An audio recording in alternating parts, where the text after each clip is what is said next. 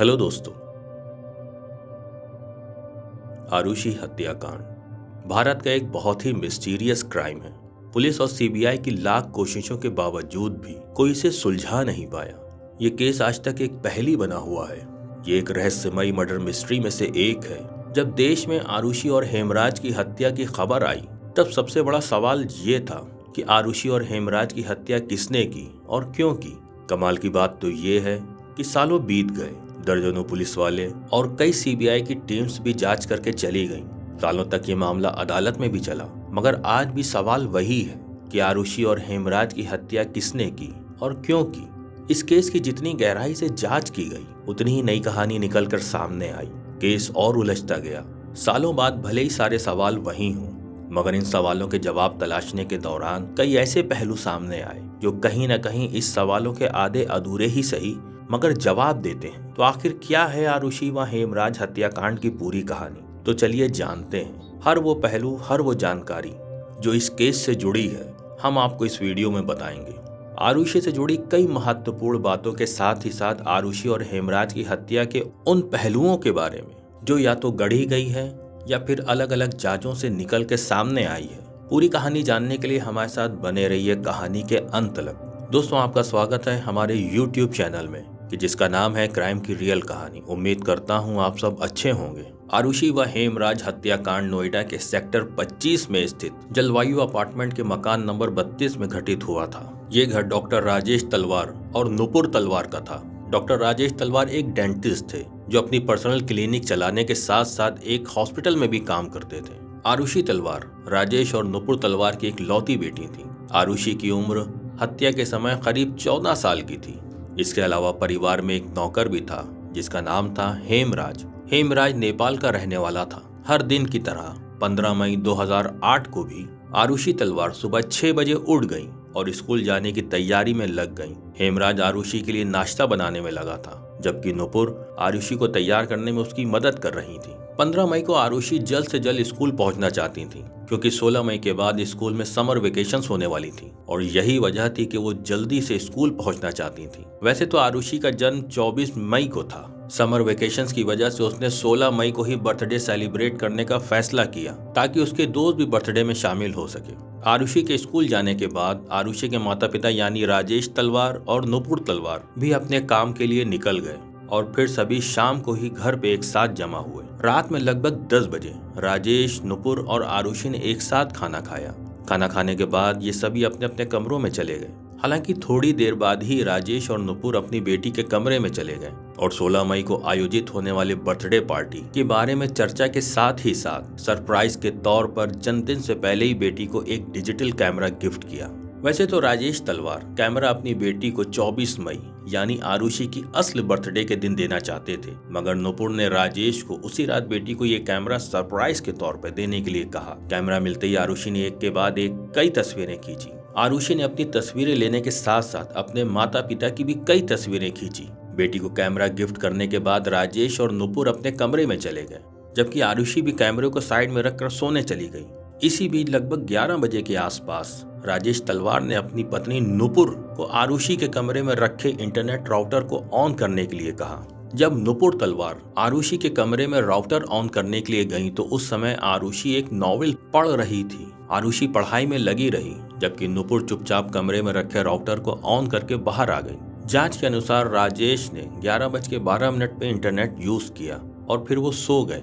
नुपुर और राजेश के कमरे से बिल्कुल सटा हुआ ही आरुषि का कमरा था। इसके अलावा इस घर में एक और व्यक्ति रहता था और वो था घर का नौकर यानी हेमराज। हेमराज का कमरा घर के अलग हिस्से में था। हेमराज का कमरा ऐसा था जिसमें घर के बाहर से भी जाया जा सकता था और उसके कमरे का एक दरवाजा घर के अंदर भी खुलता था, यानी घर के दरवाजे को खोले बिना भी कोई घर के अंदर आ जा सकता था। जब 15 मई की रात सभी सो गए तो इसी रात के अंधेरे में इस घर में कुछ ऐसी घटना घटी जिसने पूरे देश को हिला के रख दिया और वो रात आज तक की सबसे अनसुलझी और रहस्यमयी रात बन के रह गई। अब तारीख बदलकर हो चुकी थी 16 मई।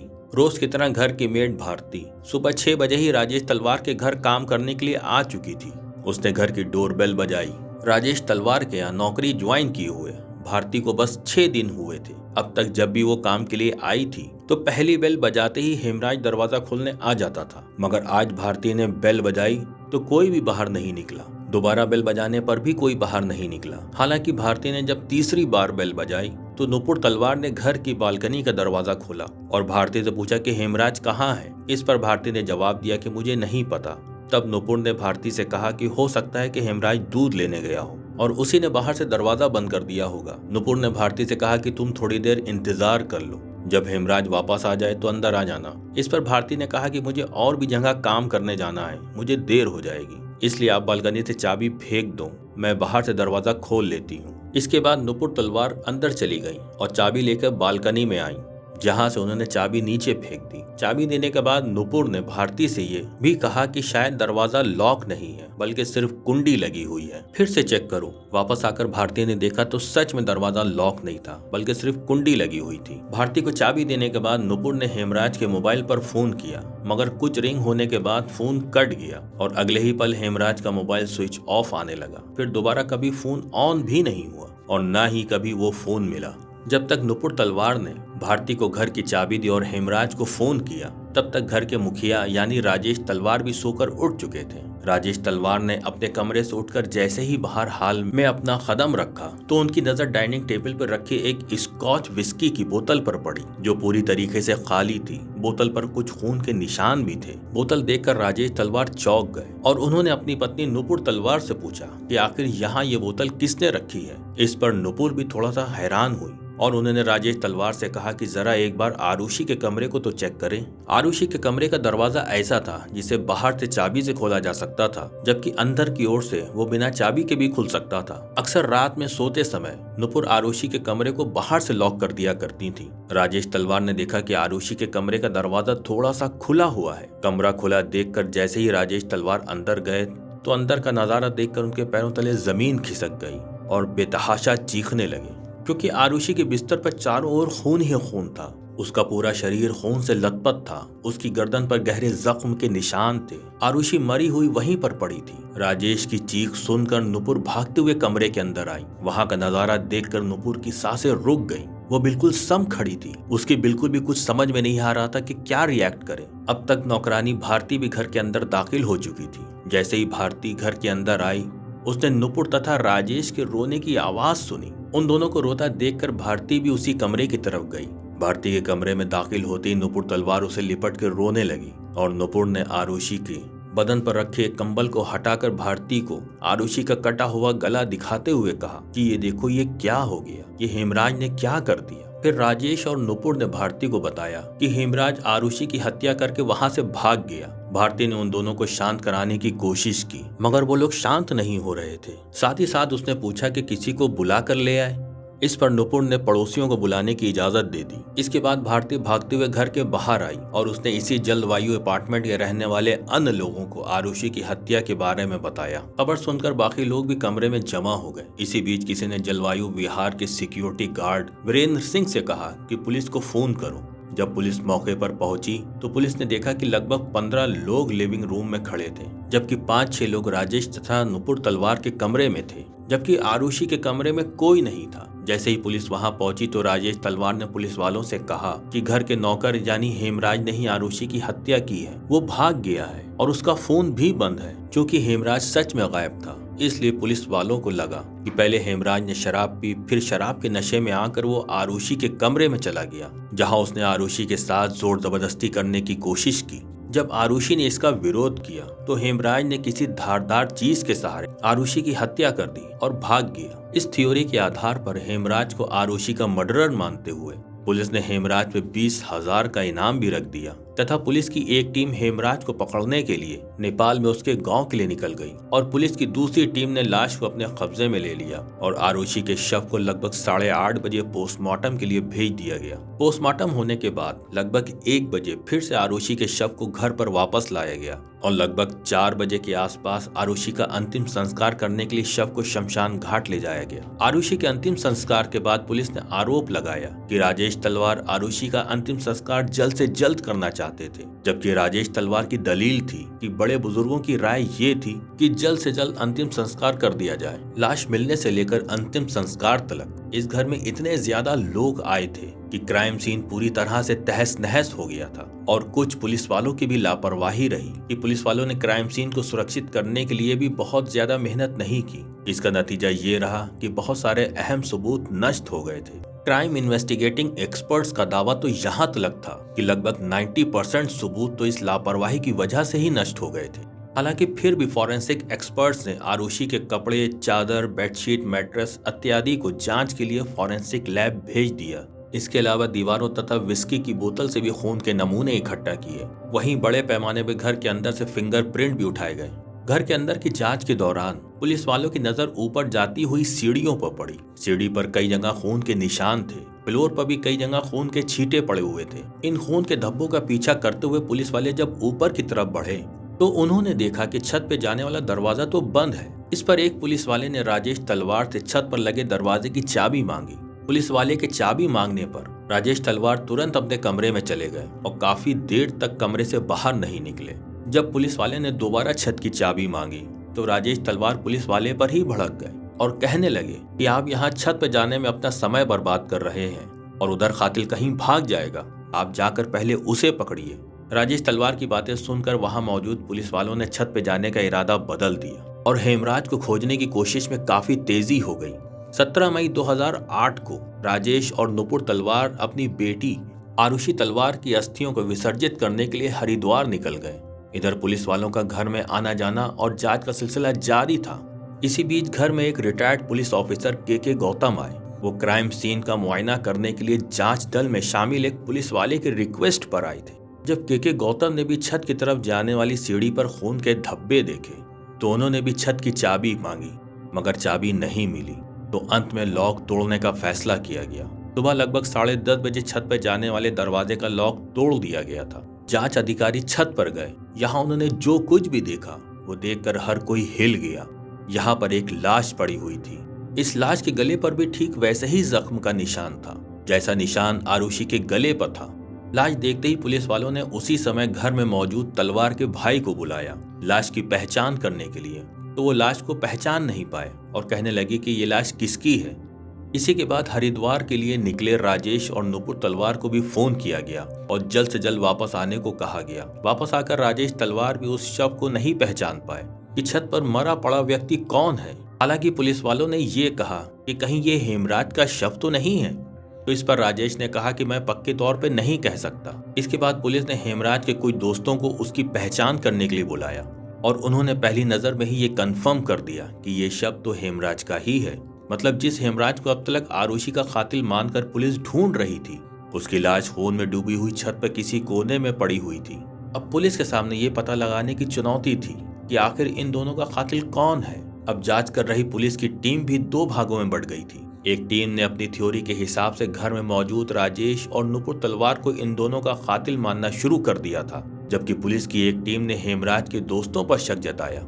अपनी शुरुआती इन्वेस्टिगेशन के बाद पुलिस ने हेमराज के दोस्त विष्णु शर्मा को सस्पेक्ट मानते हुए जांच आगे बढ़ाई, क्योंकि विष्णु शर्मा पहले राजेश तलवार के यहाँ काम किया करता था। मगर जब वो छुट्टी पर चला गया तो राजेश तलवार ने हेमराज को परमानेंट जॉब पर रख लिया था। विष्णु को जॉब से निकाल दिया गया था, इसलिए पुलिस को शक था कि नौकरी जाने की वजह से उसने शायद हेमराज की हत्या करी है और इस हत्या को होते हुए आरुषि ने देख लिया होगा, इसलिए उसने आरुषि की भी हत्या कर दी। इसी के बाद पुलिस ने विष्णु शर्मा को हिरासत में ले लिया और पूछताछ शुरू कर दी। मगर जांच के बाद कंफर्म हो गया कि हत्या वाली रात विष्णु शर्मा भारत में नहीं बल्कि नेपाल में था। मतलब अब तक दो लोगों पर कातिल होने का शक जताया गया था, जिसमें एक का तो खुद ही कत्ल हो चुका था और दूसरा उस रात नेपाल में था। यानी अब पुलिस को नए कातिल की तलाश थी। अब पुलिस की टीम ने जिसे कातिल मानना शुरू कर दिया था, उस पर एक बार तो किसी के लिए भी यकीन करना मुश्किल था। एक तरफ तो पुलिस की जांच चल रही थी, तो दूसरी तरफ इस चीज को जबरदस्त उछाल मिल रहा था और दिन रात प्रिंट मीडिया से लेकर इलेक्ट्रॉनिक मीडिया तक आरुषि की ही खबरें चल रही थी। उन खबरों में कुछ चैनलों पर आरुषि के माता पिता पर ही शक जताया गया। बस यहीं से पुलिस को भी नया सस्पेक्ट मिल गया था और पुलिस ने 23 मई 2008 को आरुषि के माता पिता राजेश और नुपुर तलवार को पहली बार पूछताछ के लिए पुलिस लाइन में बुलाया। यहाँ से राजेश को लेकर मजिस्ट्रेट के पास ले जाया गया और वहाँ पूछताछ के बाद उन्हें गिरफ्तार करके जेल भेज दिया गया। इसके बाद पुलिस ने आरुषि व हेमराज हत्याकांड के सिलसिले में पहली बार डिटेल प्रेस कॉन्फ्रेंस की और इसमें एक ऐसा खुलासा किया या कहें कि दावा किया जिसे सुनकर हर कोई हैरान रह गया। Inspector general of police Gurdarshan Singh ने 23 मई को दावा किया कि पूछताछ में खुलासा हुआ है कि राजेश तलवार का extra marital affair Anita Durrani के साथ चल रहा था। इस बात की जानकारी आरुषि के एक दोस्त अनमोल ने आरुषि को दी थी। इस बात पर आरुषि अपने पिता से नाराज हो गई थी और इस बात पर उसने ऑब्जेक्शन भी किया था।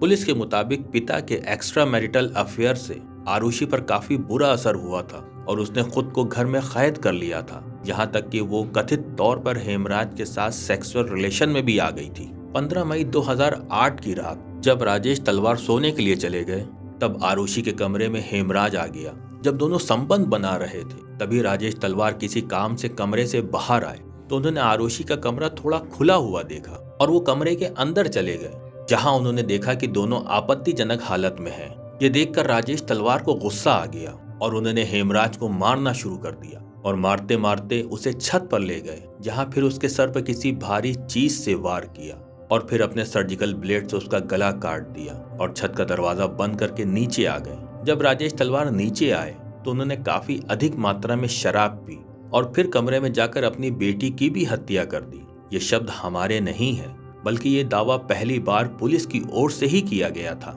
इस बयान के बाद पुलिस पर आरुषि के चरित्र हरण का आरोप लगने लगा और पुलिस की बहुत ज्यादा बदनामी होने लगी। इसके बाद पुलिस ने अपना बयान बदलते हुए ये दावा किया कि आरुषि को अपने पिता राजेश तलवार के एक्स्ट्रा मैरिटल अफेयर के बारे में पता चल गया था और वो अपने पिता को ब्लैकमेल करने लगी थी, जिससे राजेश तलवार को गुस्सा आ गया और उन्होंने गुस्से में आकर अपनी बेटी की हत्या कर दी। राजेश तलवार को अपनी बेटी की हत्या करते हुए हेमराज ने देख लिया था। बस इस गवाह को मिटाने के लिए राजेश ने हेमराज की भी हत्या कर दी। पुलिस ने आरोप लगाया कि दोनों हत्या के बाद सबूत मिटाने में राजेश तलवार की पत्नी नुपुर तलवार ने भी अपने पति का साथ दिया।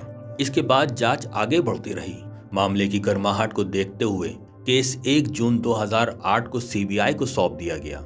सीबीआई ने जैसे ही केस अपने हाथ में लिया, जांच का रुख ही बदल गया था। शुरुआती जांच में ही सीबीआई टीम को कुछ ऐसे क्लू मिले जिससे उनका शक अब राजेश तथा नुपुर तलवार से हटकर राजेश तलवार की क्लिनिक पर काम करने वाले कृष्णा पर चला गया था। दरअसल इन्वेस्टिगेशन के दौरान सीबीआई टीम को पता चलता है कि आरुषि की हत्या से ठीक 2 दिन पहले क्लिनिक पर काम करते समय कृष्णा से कुछ गलती हो गई थी। इस पर राजेश तलवार ने कृष्णा को बहुत बुरे तरीके से डांटा था। इसी के बाद एक दिन कृष्णा ने हेमराज से कहा कि मैं राजेश तलवार को बहुत जल्द ही सबक सिखाऊंगा। ये बात राजेश तलवार के ड्राइवर उमेश शर्मा ने सुन ली थी। इसी की गवाही के बाद पुलिस ने शक के आधार पर 7 जून 2008 को कृष्णा को हिरासत में लेते हुए पूछताछ शुरू कर दी। जैसे ही सीबीआई की टीम कृष्णा के कमरे की तलाशी लेने लगी तो वहां उन्हें एक पिलो कवर मिला जिस पर खून के कुछ निशान थे। इसके अलावा एक कुकरी भी मिली। कुकरी मिलने के बाद ये शक जताया गया कि इसी कुकरी से दोनों हत्या को अंजाम दिया गया है। इसके अलावा कमरे में एक ट्राउजर भी बरामद हुआ जिस पर खून के कुछ निशान थे।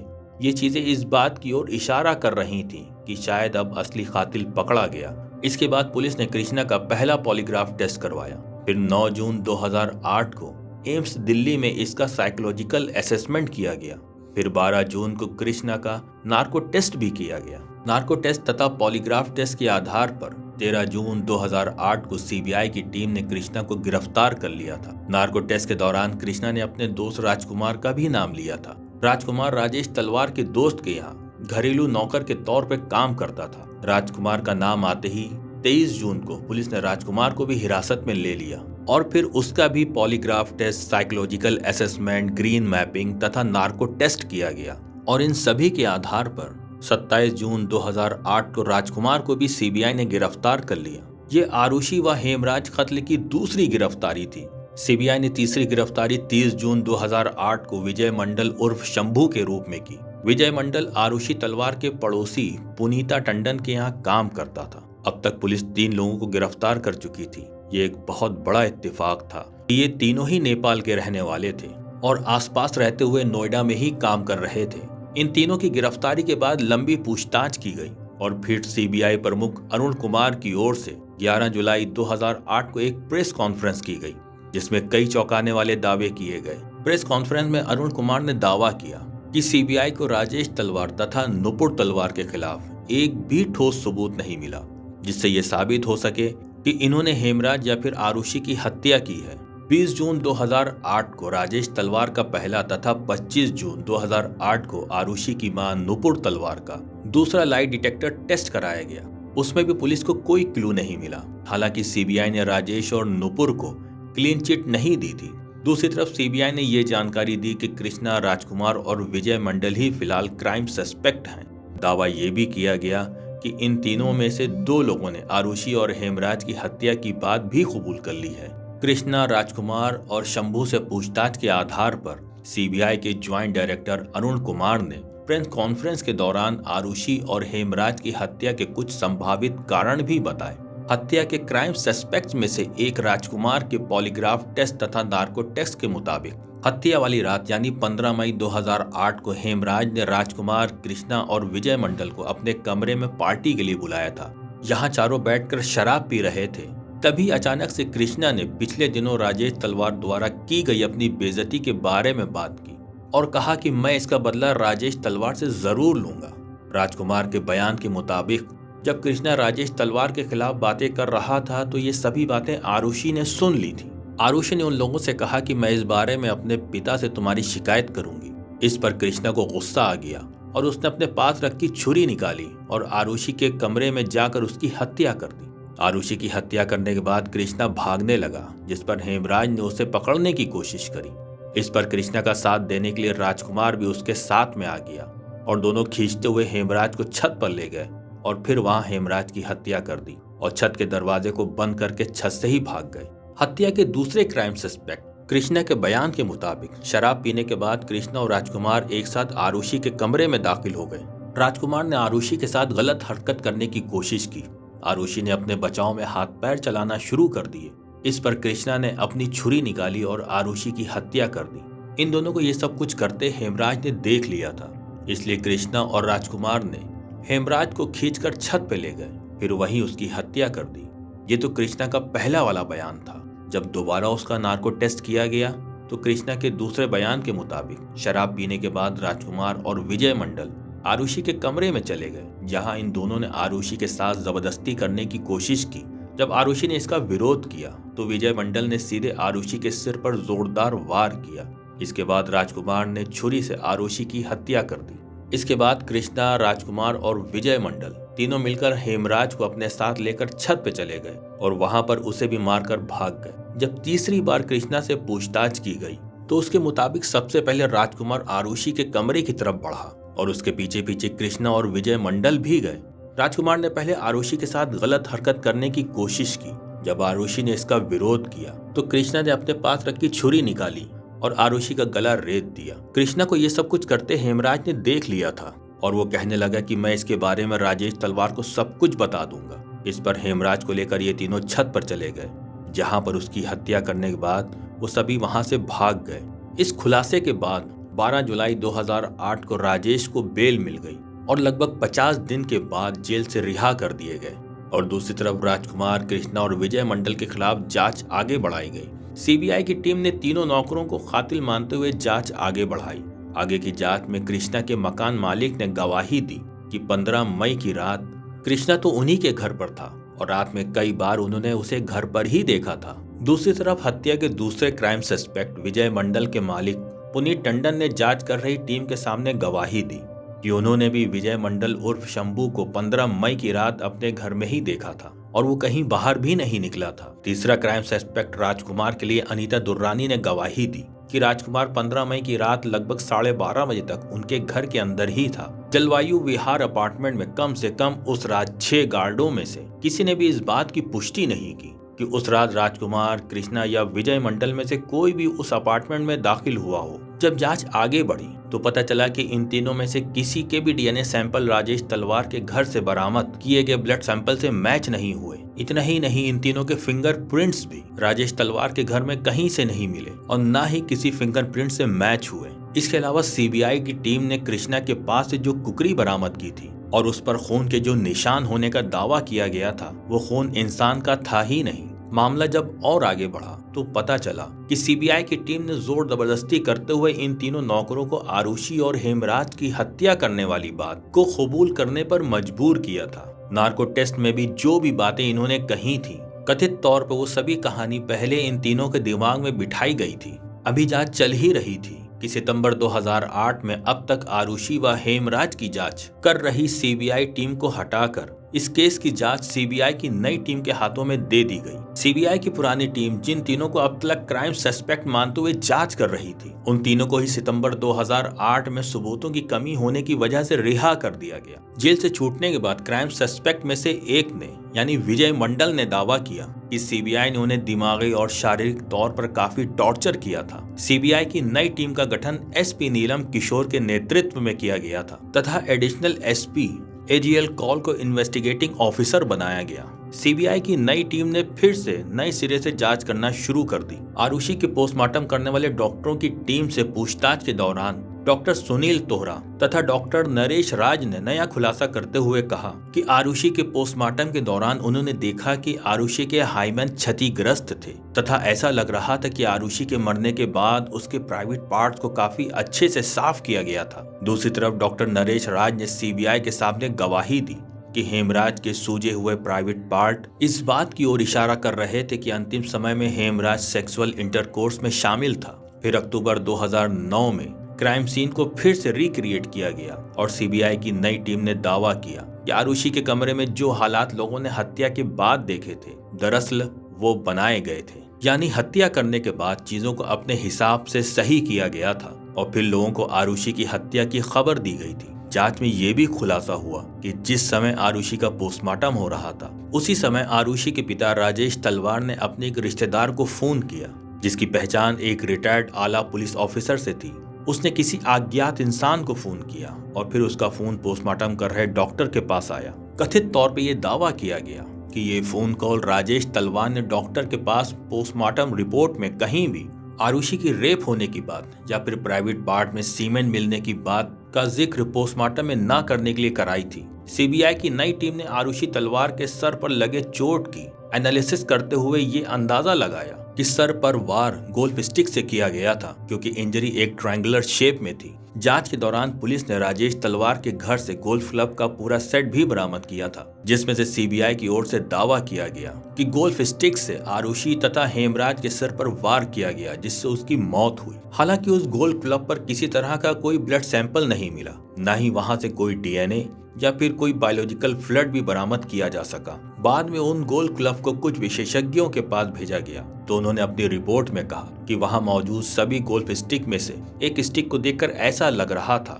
कि हाल ही में काफी अच्छे से इसको साफ किया गया हो, इसलिए उस पर से सारे सबूत भी मिट गए हैं। इसके बाद सीबीआई ने अपनी जांच आगे बढ़ाई और 18 से 19 मई के बीच 2010 में एक बार फिर से राजेश तलवार को पूछताछ के लिए बुलाया गया। सभी पूछताछ तथा लंबी जांच के बाद भी सीबीआई टीम को कोई पुख्ता सबूत नहीं मिला। इसी के आधार पर 29 दिसंबर 2010 को सीबीआई की नई टीम ने कोर्ट में इस केस को बंद करने के लिए एक क्लोजर रिपोर्ट फाइल कर दी। हालांकि इस रिपोर्ट में राजेश तलवार पर आरुषि और हेमराज की हत्या का शक सीबीआई ने जताया, जबकि नौकरों को रिपोर्ट में बेगुनाह बताया गया। अपनी क्लोजिंग रिपोर्ट में सीबीआई ने कहा कि इस बात का कोई सबूत नहीं मिला कि हेमराज का कत्ल आरुषि के कमरे में ही हुआ है। हेमराज के ब्लड सैंपल भी कहीं भी आरुषि के कमरे में नहीं मिले।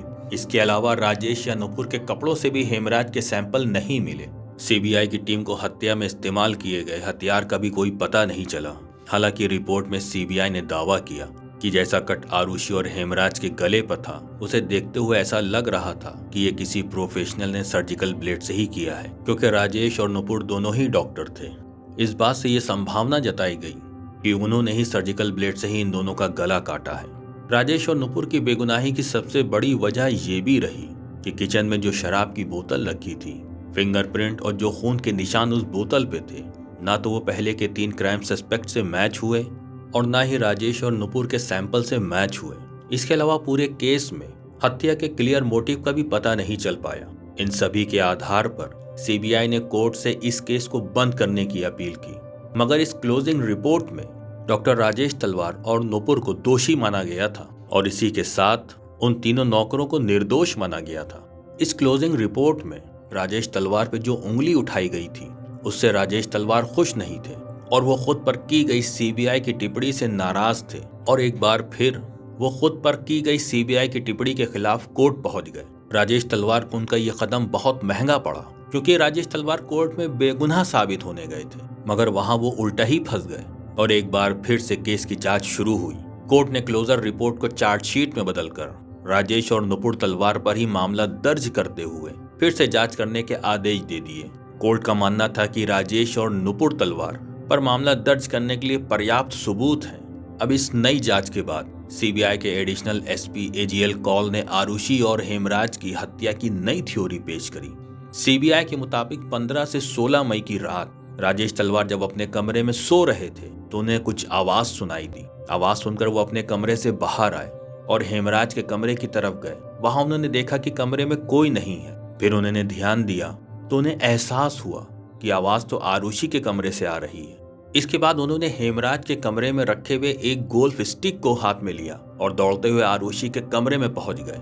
यहाँ उन्होंने देखा कि आरुषि और हेमराज एक साथ बिस्तर पर हैं। सीबीआई के मुताबिक हेमराज और आरुषि को इस हालत में देखकर राजेश तलवार बहुत ज्यादा गुस्से में आ गए और उन्होंने पूरी ताकत से वो गोल्फ स्टिक हेमराज के सर पर दे मारी। पहला वार लगते ही हेमराज लड़खड़ा गया। अगले ही पल जब राजेश तलवार ने दूसरी बार गोल्फ स्टिक चलाई तब तक हेमराज वहां से नीचे गिर चुका था और वो स्टिक गलती से आरुषि के सर पर लग गई। क्योंकि दोनों के ही सर पर काफी तेजी से वार किया गया था, इसलिए चोट लगते ही दोनों की जान चली गई। इस हल्ले के बीच बगल के कमरे में सो रही नुपुर तलवार भी जाग गई और वो भी कमरे से निकलकर भागती हुई आरुषि के कमरे में आ गई। यहाँ उन्होंने देखा कि आरुषि और हेमराज मरे पड़े हैं। यहाँ पर नुपुर तलवार के पास कोई ऑप्शन नहीं था, इसलिए उन्होंने अपने पति के साथ मिलकर पहले हेमराज के शव को एक चादर में लपेटा और फिर उसे ले जाकर छत पर रख दिया। यहीं पर हेमराज के गले को सर्जिकल ब्लेड से भी काट दिया और छत के दरवाजे को लॉक कर दिया। इसके बाद फिर वो नीचे आई, जहां उन्होंने आरुषि के गले को भी काटा और फिर आरुषि की मां नुपुर ने आरुषि के प्राइवेट पार्ट को अच्छे से साफ किया और उसके कपड़ों को भी ठीक किया ताकि इसे हत्या का रूप दिया जा सके। इसके बाद राजेश और नुपुर ने मिलकर खून के निशान को वहां से मिटाना शुरू कर दिया ताकि इसे हत्या का रूप दिया जा सके। इसके बाद राजेश और नुपुर ने मिलकर खून के निशान को वहां से मिटाना शुरू कर दिया। साथ ही साथ इस्तेमाल किए गए गोल्फ स्टिक को भी छुपाया और सभी सबूतों को वहां से हटा दिया। इसके बाद राजेश तलवार अपने कमरे से बाहर निकल कर आए और घर में दाखिल होने वाले दरवाजे को बाहर से लॉक कर दिया। वहां से हेमराज के कमरे से होते हुए फिर से घर के अंदर चले गए ताकि सुबह तक ये बताया जा सके कि किसी ने बाहर से दरवाजा लॉक कर दिया है। इसके बाद राजेश तलवार ने घर में रखी स्कॉच पी और सुबह होने का इंतजार करने लगे और फिर जब सुबह हुई और घर में मेड आई, यहीं से सब कुछ प्लान के मुताबिक आगे बढ़ता चला गया। सीबीआई की नई थ्योरी और पेश किए गए सर्कमस्टेंशियल सबूतों को कोर्ट ने सही मानते हुए 25 नवंबर 2013 को राजेश और नुपुर तलवार को आरुषि तथा हेमराज की हत्या का दोषी करार दिया। इसके अलावा इन दोनों को सबूत से छेड़छाड़ करना, जांच को गलत दिशा में ले जाना तथा गलत एफआईआर दर्ज कराने का भी दोषी पाया गया। दोषी करार दिए जाने के बाद 26 नवंबर 2013 को आरुषि और हेमराज की हत्या के जुर्म में राजेश तलवार और उनकी पत्नी नुपुर तलवार को कोर्ट की ओर से उम्र कैद की सजा सुनाई गई। कुछ महीने जेल में गुजारने के बाद जनवरी 2014 में राजेश और नुपुर तलवार ने निचली अदालत के फैसले के खिलाफ इलाहाबाद हाई कोर्ट में अपील दर्ज करी। 12 अक्टूबर 2017 को इलाहाबाद हाई कोर्ट ने निचली अदालत के फैसले को पलटते हुए राजेश और नुपुर तलवार को आरुषि और हेमराज की हत्या के आरोप से मुक्त करते हुए इलाहाबाद हाई कोर्ट ने सीबीआई को फटकार लगाते हुए कहा कि सीबीआई ने सही तरीके से जांच नहीं करी तथा केवल अपने द्वारा गढ़ी गई थ्योरी के आधार पर राजेश और नुपुर तलवार को दोषी करार दे दिया। इलाहाबाद हाई कोर्ट के फैसले के बाद राजेश और नुपुर तलवार जेल से बाहर आ गए। वैसे 8 मार्च 2018 को हाई कोर्ट के फैसले को सीबीआई ने सुप्रीम कोर्ट में चुनौती दी। 10 अगस्त 2018 को सुप्रीम कोर्ट ने इस केस की सुनवाई के लिए मंजूरी दे दी और मामला अभी तक सुप्रीम कोर्ट के विचाराधीन है। आरुषि तलवार के पिता राजेश तलवार तथा मां नुपुर तलवार इस केस में पीड़ित हैं या गवाह या फिर हत्यारे हैं, वो तो समय ही बताएगा। कुल मिलाकर वर्षों पहले जिन सवालों के साथ ये केस शुरू हुआ था, आज भी ये केस उसी सवालों पे अटका हुआ है। आखिर किसने मारा आरुषि तलवार? इस वारदात के पीछे किसका हाथ है? ये कहानी अभी अधूरी है। सुप्रीम कोर्ट का फैसला आने पर हम आपको जरूर अपडेट करेंगे। तो दोस्तों, ये थी हमारी आज की कहानी आपको कैसी लगी? आप अपनी महत्वपूर्ण राय कमेंट में जरूर दिएगा। और अगर कहानी पसंद आई हो, लाइक, शेयर और प्लीज सब्सक्राइब करना ना भूलिएगा।